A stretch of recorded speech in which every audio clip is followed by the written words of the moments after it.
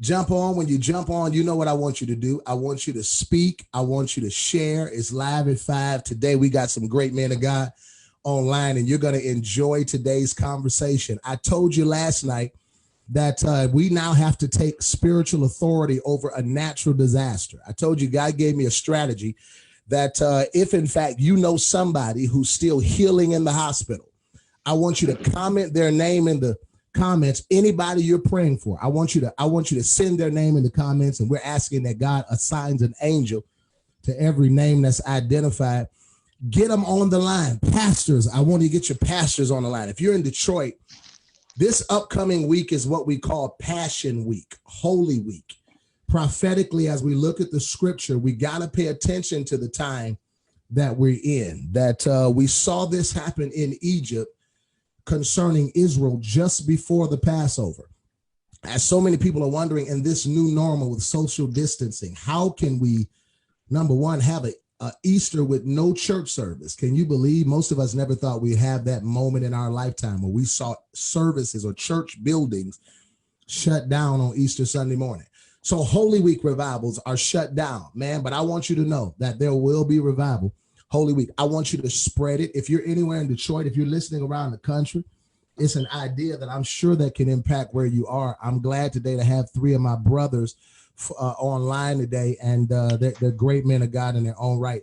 And I want to jump right into it. So today it's PW Live, everybody, every Saturday, live at 5. It's the intention of these conversations to be real, raw, relevant, but at the same time, responsible. That at this time, everybody's an amateur. Nobody's a master. We're all in a world that we've never been to before. So as we're navigating new normals that just don't feel normal at all, sometimes in order to make wise decisions, you have to lend your ear to different perspectives to kind of, a lot of us don't understand. Many of us are always right because the room is small. When the room is small, it's hard to be challenged and changed in a room that's smaller than you. Today, I've got some great men of God online. I want you to share, jump on, share. It's PW Live.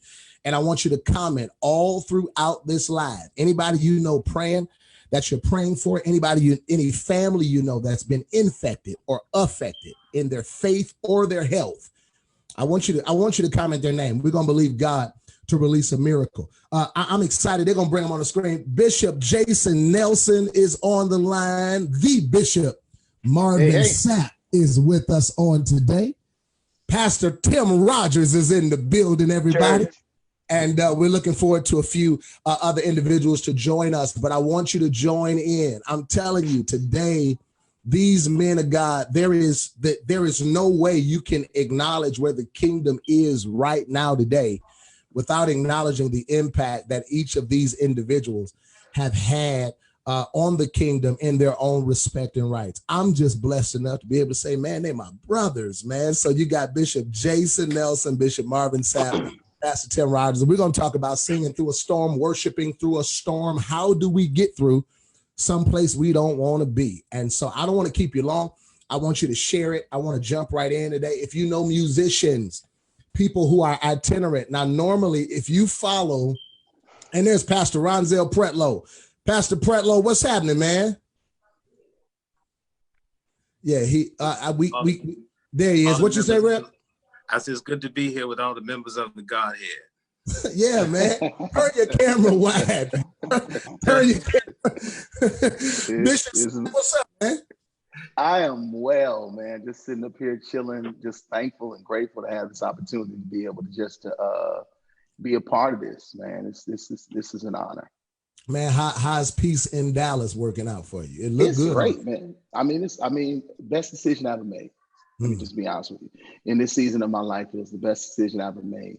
And things are going extremely well. The church is growing, and God is just being as faithful as He told me He would be. Let me ask you this. I want to ask you this while I'm here, and we're going to come to everybody because I want to make sure everyone gets a chance to be heard. But Bishop Sapp, man, we've seen your life go through so many different highs, lows. We've seen your life change levels and experiences, but your faith has always remained the same. Here's what I want to know. We're listening to you now saying moving to Dallas was the best decision of your life. and there's somebody that's listening right now that's got some decisions that's right in front of them. Here's the question. Did your best decision feel like that at first? Oh, absolutely not. Come on. No, God, no. You never really know if it's really God until you get there. Wait a minute. wait a minute. Say that again. When you get, because somebody about to move across the country right now. How do we know this? You never really know if it's really God until you get there. It's everything is about a faith move. And what we tend to do is we tend to want God to really show us everything before we make a step. And that's never been the process of God. So, for me to have to, give up everything that I worked so hard to build and to walk away from it and to put it into the hands of, somebody else, it was a very challenging and difficult step, especially at the age of 52. Wow. At 22, you can make those moves and make mistakes. At 32, you can make those kind of moves and make mistakes. At 42, you need to be a little bit more cautious. Forgive me, I got a guest in the house. But at 52, you absolutely got to know that it's God, man. And, I took a leap of faith because I've trusted him all this time. Yeah. And because I know the voice of God very clearly, I know when he speaks, it was easy for me to make that shift. And it took me about a year and a half to make that decision. It really did. But once I finally decided that this was what I needed to do, once I got here, it took me 5 weeks to realize it. And that's true. Wow. After the 5th week, for 5 weeks, I asked God, could I go back home? Once you got to Dallas for 5 weeks, you wanted to go back home. Why? 5 weeks, Why? I asked God, because it was so uncomfortable for me. The church was growing. Everything was working well. It was not an issue with the church at all. It was me. And one Tuesday night, I walked on the campus where our church is. And when I stepped out of my car, I heard God say clearly, Marvin, you are at home. And once he said that, at that point, it made it easy for me to really shift and transition.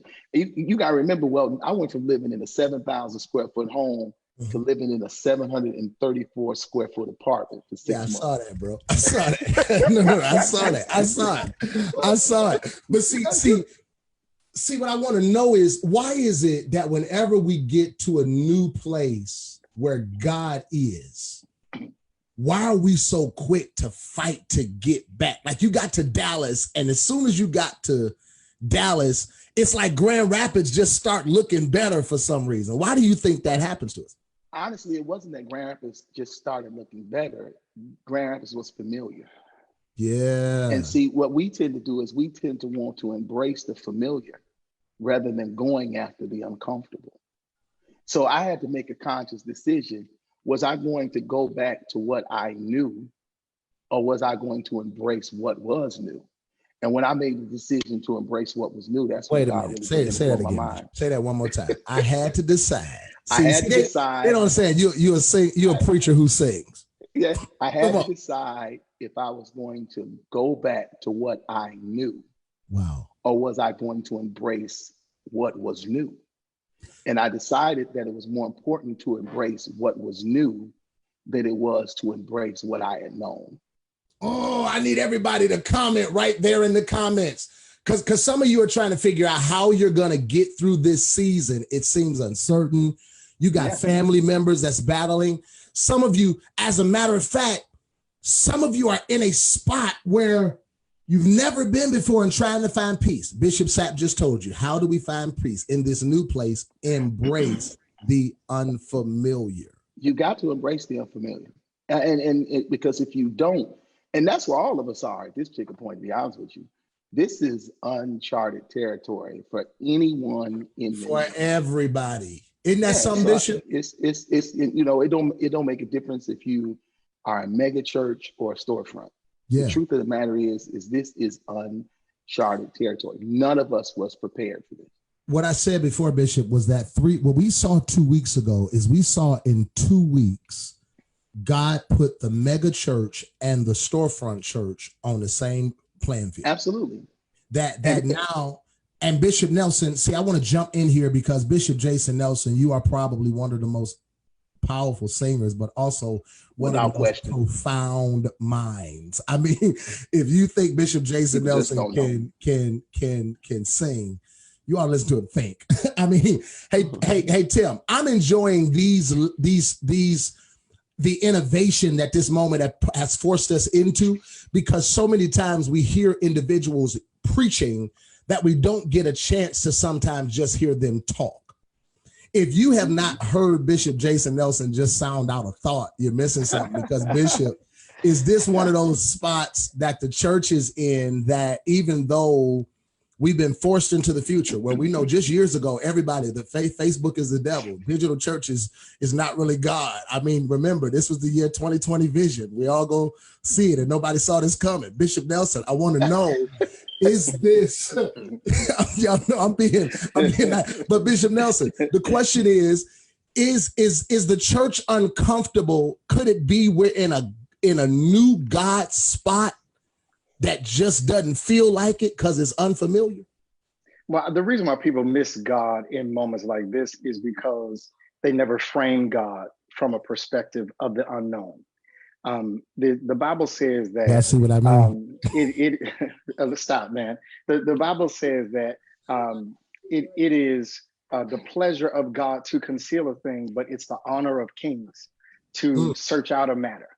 And so part of what we're supposed to do as the kings and priests of the earth is to uncover the purposes of God and the mysteries of God in moments like this that don't necessarily look like God. God has a habit of hiding himself to be found. And what we're discovering is that this is a time where the spotlight and the searching of the church has atrophied because everything has been so comfortable for us. So now God is saying to us, hey, listen, there's another place for me. Moses said in Exodus 33, show me your glory. And it's not that he hadn't been with God. It's not that he had not been walking with God. The Bible says that God and Moses talked face to face as friends. Yet Moses understood that there was a facet of God that he had not yet seen.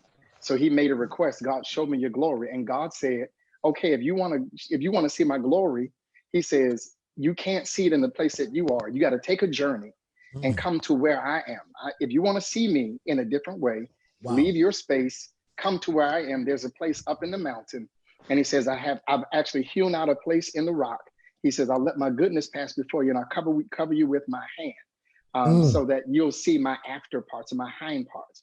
So the inference is that oftentimes the church asks for God's glory. We ask for God to reveal himself. We ask for God to show us more of him. And the truth is, there is no place where he is more hidden than in church. So now God has taken the covers, as it were, and removed it and said, hey, come and find me when you can't hide behind your brother or your sister's worship, when you can't hide behind, I wonder what Bishop is going to do. I wonder what the pastor is going to do. I wonder what the praise team is going to do. Yeah. Those things have become a crutch to the church. Yeah. So now those crutches are being removed and we're being forced and thrust into an ideology where we now have to discover God for ourselves. So I believe that this is a time of great revelation. I believe that this is really a time of renaissance for the church. It just doesn't look like it because we're not in the building. And God is stripping us of the comfort and the cover of building so that we can actually discover him for who he is. See, I need you to comment that right now. Everybody that's trying to figure out, what am I going to do? Because y'all in that quarantine. After this ban is over, you're going to have to do more with this time than eat, sleep, and repeat.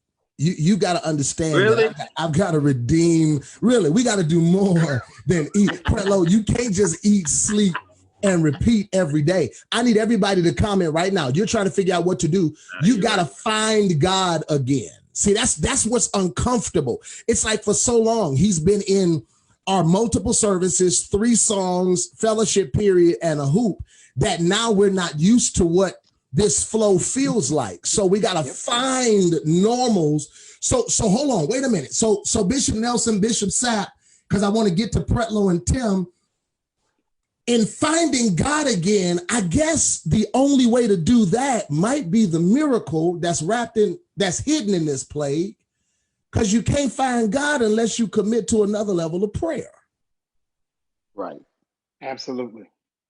So in order to find God, so tell us how that level worked, Bishop. How we do that? Go ahead. I defer Jason, to my elder. Well, I mean, I think, you know, the way Jason just literally successfully just told us what you need to do. Yeah. In order to find God, you got to go higher. Yeah. He's like, listen, I'm talking to you all this time. You can't stay in the same position, the same place. There has to be you. There has to be a time when you say, I want to go to another level. Now, that may sound cliche. Mm-hmm. That may sound, you know, whatever we want to make it sound like. But the truth of the matter is that the only way that you're going to be able to find God in this season is that you're going to have to make a commitment to diligently seek after him. Wow. And I know that's one of the things I've done. I mean, because this, you know, again, you know, me being a preacher, pastor, teacher, evangelist, whatever have you, you know, when I travel, you know, everything is about the clothes. That's, you know, but you sitting in a room with nobody in the room, how you pulling it? You know, now I had to figure out a way to create an audience mentally. Yeah. And then make sure that I deliver a message that is in time and in season. But at the same token, how do I do that? Because I have to adopt a new style. I have to adopt a new way of presentation. I got to make sure that you know, I'm sharing a word that is applicable as well as that is relevant. And so now that's all about seeking God and saying, okay, God, you got to give me a different formula, because what used to work ain't working right now. So the prayer now, guys, and I need you to put it in the comments. And every time you comment, I need you to share. I need you to put it in the comments. God, give me a strategy. That's what the prayer has to be. God, give us a strategy. Pretlow, Tim Rogers. Let me tell y'all, man, these are two. First of all of these are I always call Bishop Jason Nelson and Bishop Marvin Sapp. They're my bishop brothers. You know, they're my bishops, and I love them so much, man. But that Pastor Ronzel Pretlow, Pastor Tim Rogers. Let me tell y'all something. If you ain't never heard them sing or preach, Jesus Christ. If you go to heaven, ask God to send you back just for a song. Just give me a glimpse, because I'm gonna tell you. These two. Now once I get there, I don't think I'm gonna want to come back. You know, I'm like, play the record. But man, listen. I mean, Pretlow, Tim. Normally, all of you, we follow you on social media. We see your Facebooks, your Instagram. Sapp, you got this trending topic, traveling shoes, and I saw yesterday.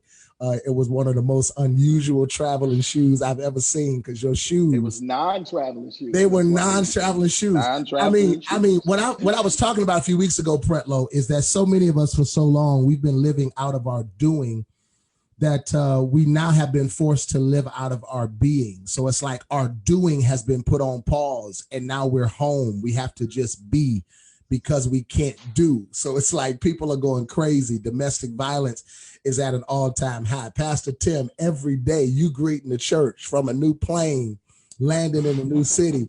Man, how are you managing? What's keeping you happy since you can't catch a flight? Because this one of them moments, you can't fly away from the life you chose. Right. That's right. You're stuck with it. you stuck. I mean, what do you do, man? What y'all doing now that we're not hitting the flight, a road, or preaching, singing every day? What are we doing this time? I first of all, thank you again for the platform, Pastor Weldon, and I'm honored to be amongst these giants in the faith. For the worshiper, for the singing preacher, for the preaching singer, we have a whole different context, and that context is, we are now getting a new song from the Lord. We're now getting something that has not been heard in the earth. God is downloading a reset. And we've been saying that this is a reset, but I think one of the things that God is doing, particularly with those of us preachers who sing, who minister in that way, is that he's showing us that we needed to empty out ourselves because we were full of a lot of things. And one of the things that God is doing is he is taking some of what we have built in the kingdom and causing us not to worship it.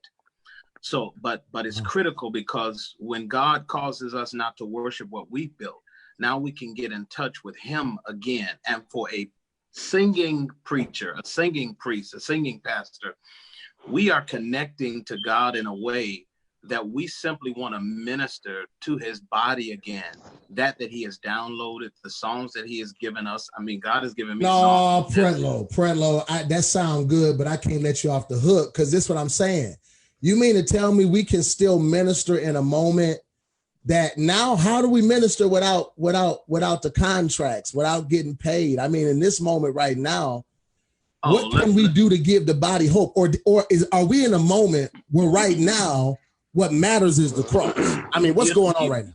You know what? I think that in light of business and contracts and all of that, we're in a moment where our next breath is uncertain. Wow. So I think the covenant that we have with one another and the covenant that we have with God, as Bishop Sapp was saying, there are no little I's, there are no big U's. We are all on the same playing field, and that playing field is our next breath. So the only thing that matters now is how real we are, how honest we are. I've been repenting for everything I've done since 7th grade. I ain't playing with God. I knew Pretlow was coming. You knew he was coming. Listen, all of the business, all of the contracts. Now, it's right to be honorable, but at this moment, there's something more paramount than that. And what's more paramount than that for me is hearing from God and what to do during this time and after this is over, because from here, everything's got to count. It's got to count. This is a whole nother kind of warfare that we're in. I know you're talking to Pret. Come on, let's talk. But can I add to that? I do want to add to what Pretlow is saying. I think the key thing, because I believe strongly we're gonna get through this. This is no. I need everybody to declare that. I need you to put that in the comments. We're gonna get through this. We're getting through this. Yeah. But what I've been doing is, and what I want to challenge every ministerial gift, singer, preacher, musician, whatever. This is a time of strategizing for what's next. Yes. Because there's a next coming. Hallelujah. You know, the Bible talks about how there was a famine in the land. Come on. Like the one before. Come on. So there's a next coming. And what we need to do right now is we need to be strategizing and planning and making sure that when the next does come, that we might not be in this situation again. Because I know too many pastors, preachers, teachers, artists who weren't prepared for this. None of us really were, but some of us were able to be prepared at some level. And it's sad. And so that's why I wanted to make sure I added to, again, like what you're saying, sleep, eat, repeat. That's something that we shouldn't be doing. Yeah. Right. What we should be doing right now is we should absolutely be strategizing. We should be trying to put together policies, plans, and procedures so that if and when this happens again, we will be prepared and we won't be caught off guard. Now I want to ask this, because we did mention this, Bishop Sapp, we were talking, and Bishop Nelson, all of you travel, Pastor Tim Rogers, all of you, Pastor Pretlow. I mean, let's talk about the business of the kingdom. Like we talked and we had a moment that now, how does this affect? And Bishop Sapp, you kind of talked to me. We were talking about how there are people, there's somebody watching who's trying to handle business as their recording artists who have been booked. There are people that have stuff on their calendars getting canceled. And so when it comes to stuff like, hey man, how does Bishop Sapp and how do you handle, speak to somebody who's trying to figure out how to handle the business after a cancellation? How should that go? Well, I mean, a business after cancellation is simple. The way I've always done stuff is when I get deposits, I never spend it. So, sometimes people are going to ask for their deposit back. Sometimes what I suggest people do is I suggest that you try to reschedule for the fall of the year, so that you won't have to send back your deposit. But if you have to send back your deposit, send it back. It's not it's no point in me going on a big old time. No. Send back it's their money. You can't expect to keep money that doesn't belong to you. They were paying you for a service. So, when it comes to the business of music, they're not seeding into your life. They gave you a deposit for the purpose of securing that date. Bishop, hold on. In case you want to know why he can say this, he is Bishop Marvin Sapp. That's why. Not only can I say it because I'm Bishop Marvin Sapp, I can say it because I know after 30 years in this industry, I know how this game works. And what we tend to do is we tend to get the deposits, we tend to spend the money, and then if the date falls apart, we want to go off and act the fool because people want their money back. The reason why they gave you the deposit was to secure that date. If that date is no longer a date. I see Bishop Nelson shaking his head up there. I see him shaking. And then I'm a pastor too. So I know all of these different worlds. But if that date is no longer a date, it is your responsibility as an integral artist to send as back who? their, Hold on, as an integral artist. Okay. It's just that simple. We got to talk about this. Can I say something, Pastor? Yeah, come on, jump in. This is something in terms of our gift. This is something that we would all do for free anyway. Absolutely. This is not something. We do it for free. Yeah, no. Every week. See, let me tell you something. See, what my prayer is that there's somebody that's trying to navigate their reality right now. They don't know what's right and wrong. And that's why wisdom can kind of give guidance. Welton, they do know what's right and wrong. But sometimes we need somebody of value to just say the right thing. No. They know what's right and they know what's wrong. Right. The challenge is that they did not plan for this day. So because they did not plan for this day, they're trying to live off of what's not theirs. So that exposes another problem then now when we deal with that. And I think, see, man, for me to stay on time, we're going to have to do another conversation because we have to now talk about the fact. I told you it wasn't going to happen. That now musicians. We got old. No, we're going to see. Musicians are frustrated now because now this shakes the reality of the music department in the local church. And so many people are concerned. So what it really brings up is this plague has now challenged us to reevaluate our financial stewardship and spending habits. What do you think about that, Bishop Nelson? The reality is, I know there are a whole bunch of artists who are hurting right now. No, I'm just like Marvin said. The truth is, a lot of artists, they get their deposits and they floss. So they have Gucci belts, they have Ferragamo belts, they got Hermes belts, they have Gucci shoes, they have Gucci book bags, and they have $100 in their bank account because they never anticipated needing finances beyond the following week when they had their next gig. And the other thing is with musicians.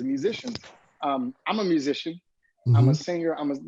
Just the whole nine. And musicians, they a lot of them are getting compensated very well, but they also are not judicious with their finances. And it's very simple. Now at our church, God has blessed us. So right now, nobody that's on payroll at our church has missed a paycheck. Period. And that's going to be the case. Yeah. If you were on payroll before the pandemic happened, you still getting your paycheck. Period. That's just how it is. I think we have to be integral because had we been having services, those people would have been in place. And because we can, it doesn't mean that we should renege on our responsibilities. But I also think it does raise and heighten people's awareness that, this is a season where we have to operate in the grace for innovation. So if you are sitting at home doing nothing. If you're at home and you're a musician and you're not tracking, you're not honing your craft, you're not getting better, you're not learning hymns, you're not stretching yourself in any regard, then you are quite literally wasting this opportunity. This is not just when you talk about rest is not sleep. Come on. Rest is a time where warfare is not occurring. That's where rest is.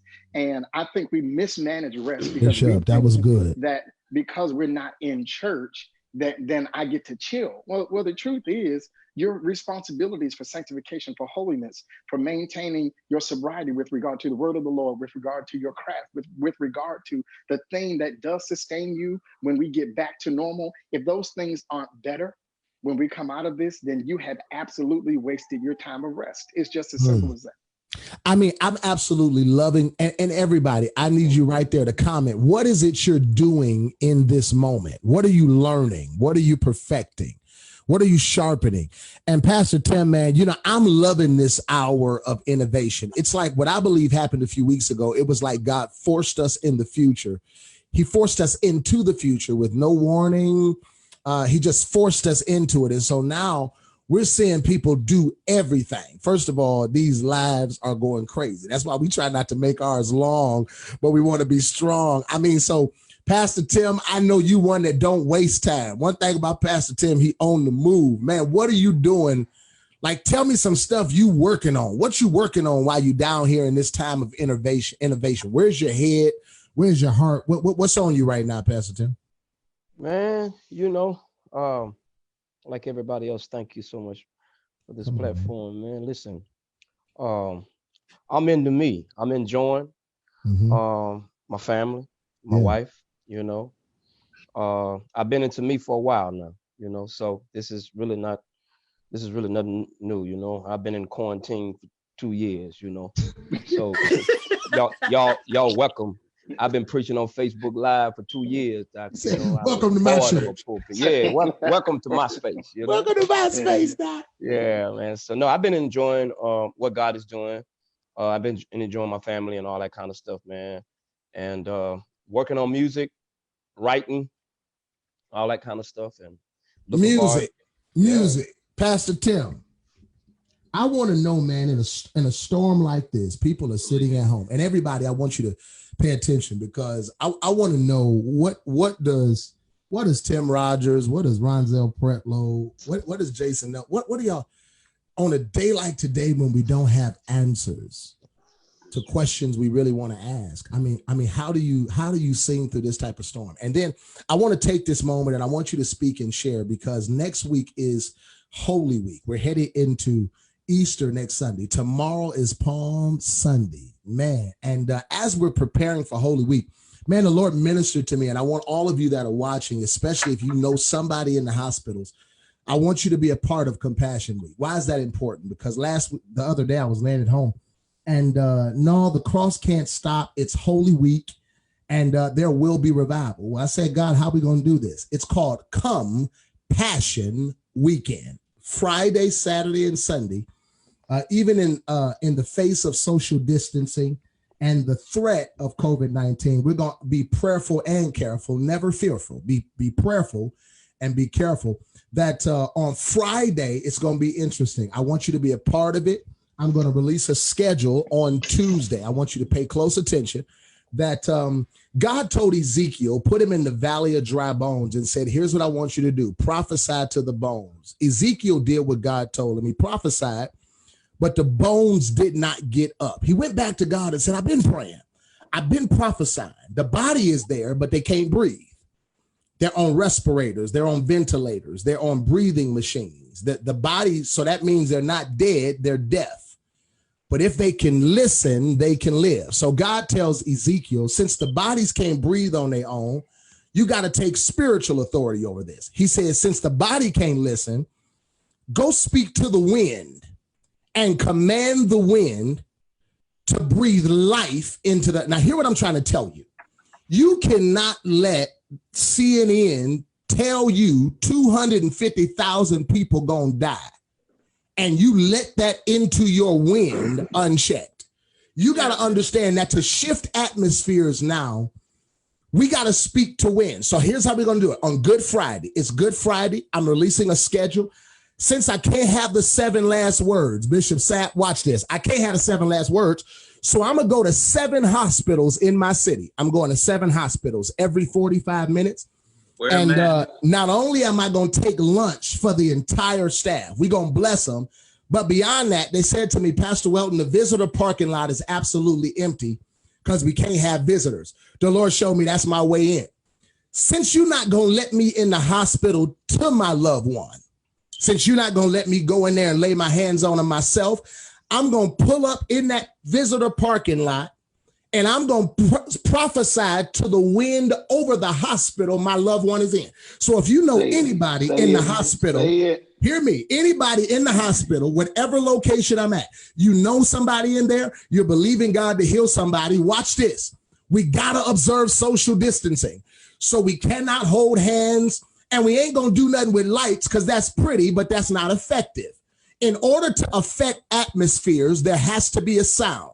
So here's what's going to happen on Good Friday. We're going to pull up to hospitals. I want you to put it everywhere. I want you to tell everybody, Pastor, if you want to be a part of it, I'll put the schedule out. Bring everybody you can. That since we can't go in the building, we're going to get on the grounds and we're honking for hope. Wait a minute.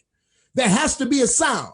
For 15 minutes, we're going to pray from our cars. I want you to decorate your car with pictures, put their name on it, whoever you believe in God for. I want you to drive. If you step outside right now, Bishop Sapp, any city, if you step outside, it sounds like death. There's nothing in the atmosphere.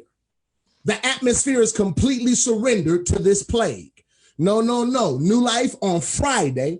We're going from hospital to hospital and we're honking horns until we get there to let this city know that COVID can't kill everybody, purpose keeping somebody alive. So on Friday, we go in the hospital to hospital. On Saturday, I want you to meet me at New Life that morning from 8 o'clock until we give it all out. It's going to be hope at the city. What is that? We're going to give away groceries for free in the parking lot. Don't worry about it. It's going to be safe because in order for there to be order, there has to be oil. God don't tell you to break the law in Jesus' name. We have to learn to hear God through our governors, to hear God through the CDC. Could you say that one more time? Say, we can't break the law in Jesus' name. No, before that, what did you say before? I don't remember. About the oil. Oh, yeah. There is no oil where there is no order. So now get this. How you going to give groceries away? It's going to be zero contact. You're going to pull up in the lot, pop the trunk of your car. We're going to put the groceries in the trunk of your car. Myself or one of the ministers are going to stand in front with a bullhorn and speak over that car, speak over the family it represents, and ask God to bless you on your way. And then on Friday, we came to the hospital. On Saturday, we came to the city. But on Sunday, we come into Jesus. Man, we're going to minister Jesus to you in a way that you have never seen before. Don't think it's a coincidence that God told Moses, tell the Israelites, kill the lamb, but keep the blood. When I finish doing what I'm doing, you can kill the lamb, but you're going to have to use the blood. I want you to get ready for Compassion Weekend. Next Friday, Saturday, and Sunday. We're doing it at New Life. Tomorrow's baptism, baby dedication at 10 o'clock. We'll be on live. We got to find a way to minister to this new normal. Pastor Tim, what are you seeing, man, in a storm like this? And let me tell you something. I don't know how you do it. I don't know what you do. But, man, how you get through this, man? Hey, man. Am I to sing a song right here, man? Why don't you man, Tim, go ahead, give us a little bit right there. Just give us a Rogers get through. Man, the only thing I can hear, man, is because he lives. Oh my God. I can face tomorrow. Yeah. Because he lives. All fear is gone. Because I know,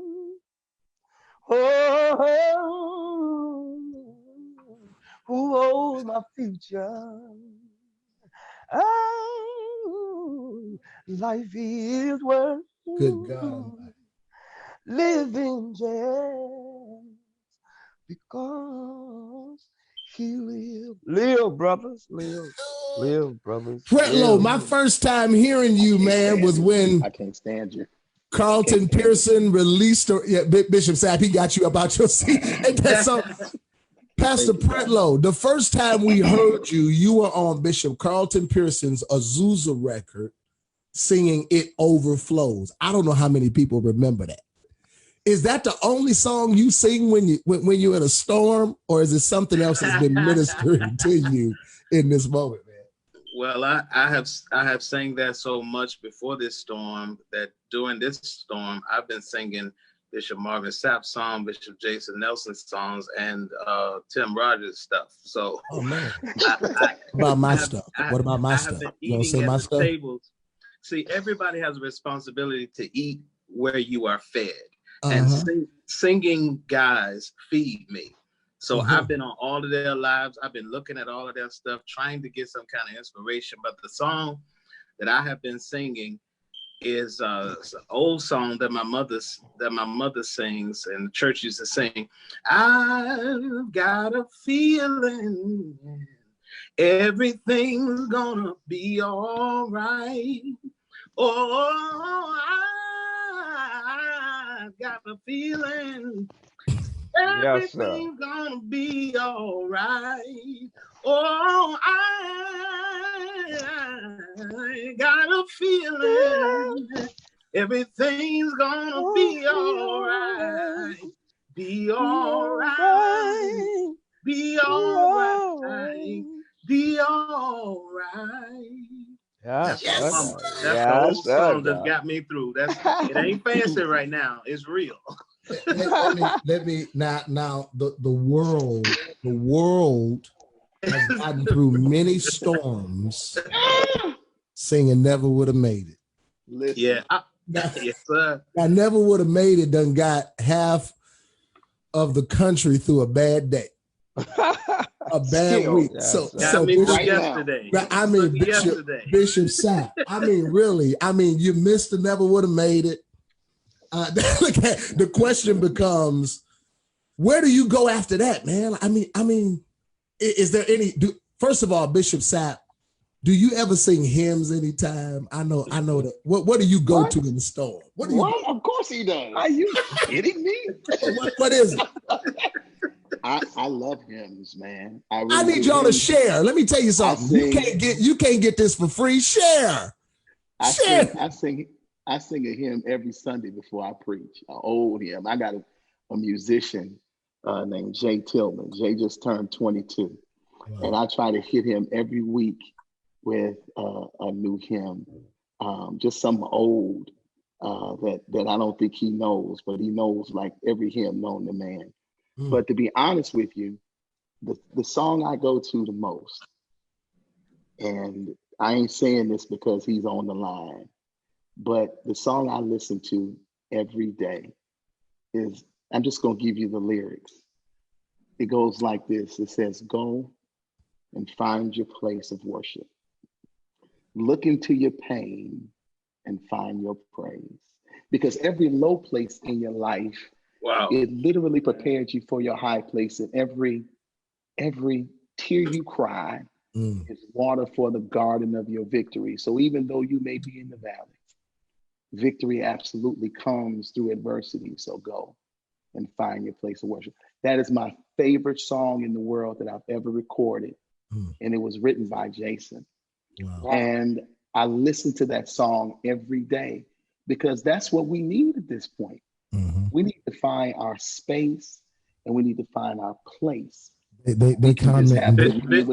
They comment and saying, no, don't try to talk it, sir. I was going to say, listen. Since we got you for free, since we got you for free. Okay, listen. Try to talk. Don't sit up here and try to talk us through talking about some Never Would Have Made It. I'll sing a little bit of it. It says, go find your place of worship. Look into your pain and find your praise. For every low place in your life, prepare you for your high place. And every tear you cry was waterfall in the garden of your victory. And even though you're in the valley, victory comes through adversity. So go and find your place of worship. Yes, sir. Yes, and sir. I listen to that song every day. Wow. Because the reality is, man, listen, this space and this place is foreign to all of us. I told somebody, and I tell my church this every week. I said, you know what's amazing? I said, the billionaire and the person that's on welfare, we all in the same place. In the same. Come on, man. Come on. But what are we going to do with this time? Because if you're not doing nothing with it, and that's why every musician, every pastor, every singer, let's just make sure that this, as you have already said, isn't wasted time. Yeah. Y'all, you know, you need to be able to go back to your church and stuff and start thinking about some things like healthcare benefits. You know, maybe pay me less and make sure I got healthcare benefits at the church. Yeah. This is certain things that you need to be thinking about. Yeah. You know, so that you can, you know, navigate through this season in the future, because it's coming again. Yeah. It's coming again. This isn't the first time. I mean, Bishop Nelson, man, you close us out. Close us out, Tim. Now look at it. Now you see he's in the studio. Whenever you see the blue wall, there's trouble. There's trouble in the land. I want to know, Bishop Sapp, you in that studio? Microphone. Look at it. Let me tell y'all something. Whenever Bishop Nelson is in the blue room, you're in trouble. Bishop, I mean, you are probably one of the most intellectual prophets, if that makes sense. And you are so intellectually prophetic. What ministers to you? Your music ministers to so many, just like Bishop Sapp. I mean, what ministers to you in this sensitive moment in time? Honestly, you know, as I think there are some really, really profound songs out there right now that help people navigate this space with some level of clarity, with some level of hope. But I think I'm with Ronzel, I'm with Tim, even and Marvin in that those hymns, they're strong. They never lose their power. So literally the song that came to my mind was, remember only what you do for Christ will last. Bishop Jason Nelson, everybody. Remember only what you do for Christ will last. And only what you do for him will be counted in the end. Yes, and only what you do for Christ will last. Ladies and gentlemen, this is week 4 of PW Live at 5. I mean, man, I hope you tune in every Saturday. Guys, did y'all enjoy it? Did you enjoy the conversation we had? It's 52 minutes. We had 52 minutes. Well, can I say one more thing? It wasn't gonna be no 30. I told you that. Well, that's because you was going. That's because all y'all was going. What you say, Pretlow? I just want to say one thing that God put in my spirit, because I had a bit of anxiety, not fear. I had a bit of anxiety, and the Lord told me, and I want to give this word to anybody that's listening. If you're necessary for the next, you can't die now. Yes. If you're necessary for the next, you cannot. If you're necessary for the next, now you can't die now. I need everybody on here to reserve your. I need you to reserve your reservation by commenting, "I'm necessary for the next." Yes. I'm necessary for the next. I'm necessary for the next. I'm so excited about this moment. Again, next week, last week we talked about the kingdom's response to COVID-19. How do we respond spiritually, but yet responsibly? Today, our conversation was when life shifts, how do you adjust with the storm? How do you sing with the storm, because whether or not we know it, there are miracles happening in your house in this very moment. I had a friend of mine call me today and say, man, I lost 33 pounds. And what happened was he had gotten plagued with the sickness in the body, and now he has recovered fully. And he said, man, I lost 33 pounds, and then my family came back together. And I told him, what you got to understand is you got to change the lens of why you think you went through that. There's a miracle wrapped in every plague that God allows us to live through. And in that, there's something God's doing for you right in your face. The problem is, it doesn't look like a miracle just yet, but I pray that there's a miracle happening in your family. I pray that there's a miracle happening in your faith. I pray that there's a miracle happening in your heart, and that when you come out of this moment, you're going to come out stronger and better than you've ever been before. Remember, what's a plague for Egypt shall be a miracle for Israel. I need you to declare, this is not my plague. I'm looking for a miracle. Thank y'all, man, for jumping on Live at 5. Bishop Jason Nelson, Bishop Sapp, Bishop Pastor Tim Rogers, and Pastor Pretlow. Pretlow, where you at now? Tell us where to find you.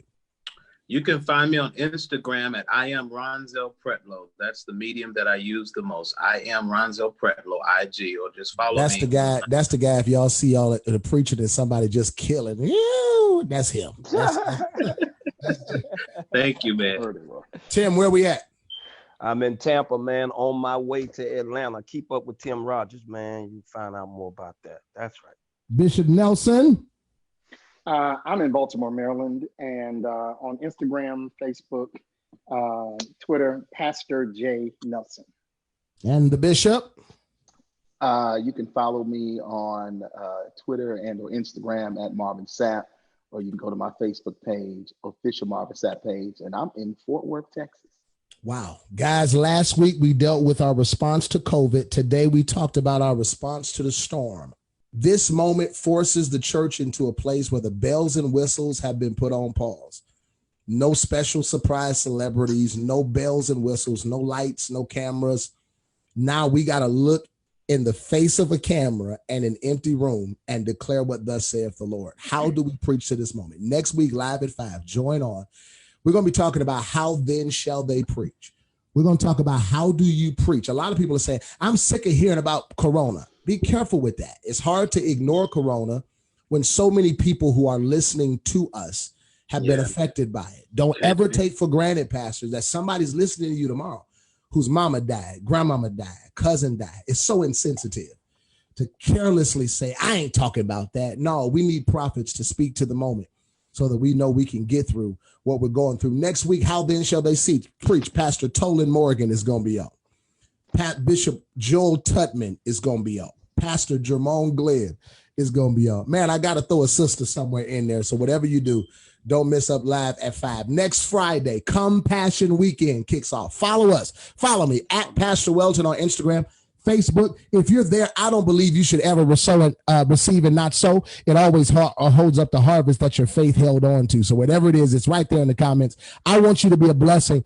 And I pray that wherever you are, you're blessed in the city. Well, no, not in the city. I want you to be blessed in the house. I want you to stay where you are. Wherever you are, you're blessed. Stay home. Remember, stay home. Plead the blood. I love y'all so much. Y'all enjoy your Saturday. Thank you. Thank you, guys. Preach strong tomorrow. Take care. Pray for us. Peace.